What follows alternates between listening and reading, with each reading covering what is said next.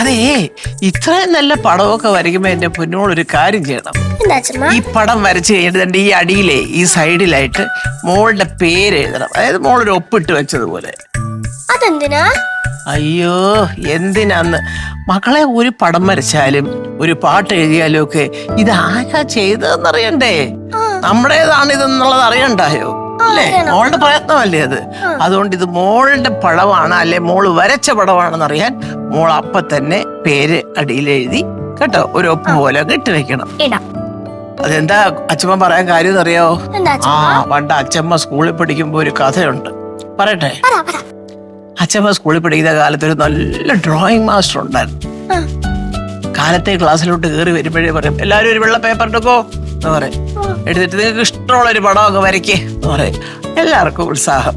എല്ലാരും എടുത്ത് വെച്ച് വരച്ച് നല്ല ഭംഗിയായിട്ട്. അപ്പൊ അന്ന് അച്ഛമ്മയ്ക്ക് വരയ്ക്കാൻ വലിയ ഇഷ്ടമാണ്. അച്ഛമ്മ നല്ല ഭംഗിയായിട്ട് പതുക്കെ നല്ലൊക്കെ വരച്ചൊക്കെ എല്ലാം റെഡിയായി. അപ്പൊ അച്ഛമ്മയുടെ തൊട്ട് പുറകിലിരുന്ന കൂട്ടുകാരി പറഞ്ഞു, അയ്യോ സുഹാസിനി, ഞാനൊന്ന് നോക്കട്ടെ, അപ്പഴോ ഇങ്ങോട്ട് കൊണ്ടുപോവാ എന്ന് പറഞ്ഞു. അപ്പൊ അച്ഛമ്മ പിന്നെന്താ കൊടുത്തു.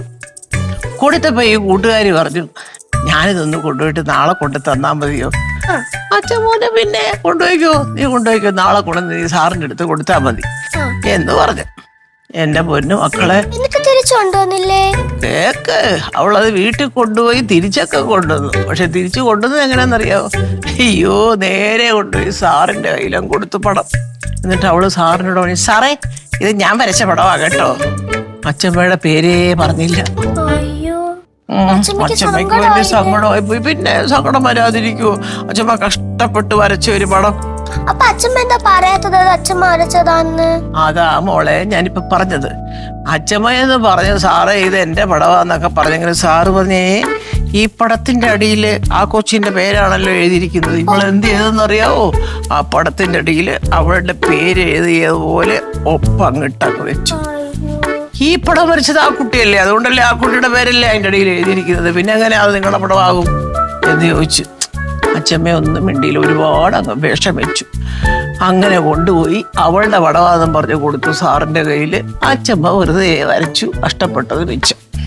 അതാ അച്ഛമ്മ പറഞ്ഞത്, എന്റെ പൊന്നോളിനി ഇങ്ങനെയൊക്കെ നല്ല നല്ല കാര്യങ്ങളെയും പാടിയില് നല്ല ഭംഗിയായിട്ട് പേര് എഴുതി ഒരു ഒപ്പ് പോലെ നല്ല ഭംഗിയായിട്ടൊരു ഒപ്പ് അങ്ങോട്ട് വെക്കണം കേട്ടോ.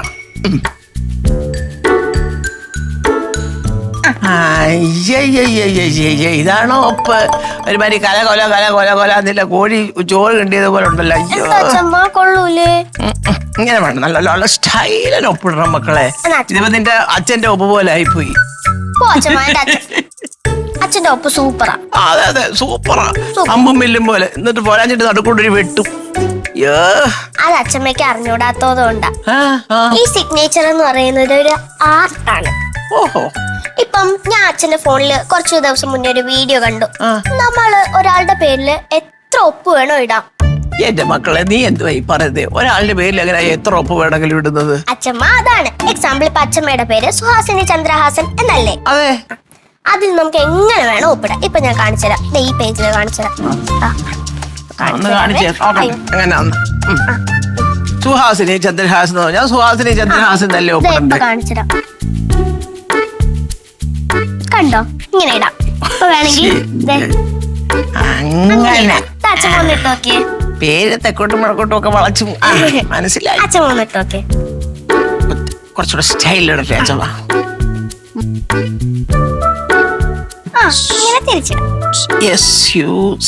എന്നാലും സുഹാസിനി ചന്ദ്ര അങ്ങനെ. അത് ശരി. ഇന്ന് PK ഇൻഡസ്ട്രീസിനെ ചെക്ക് കൊടുക്കേണ്ട ദിവസമാണ്. ഒരു ഒപ്പ് വേണം. ഉണ്ട്.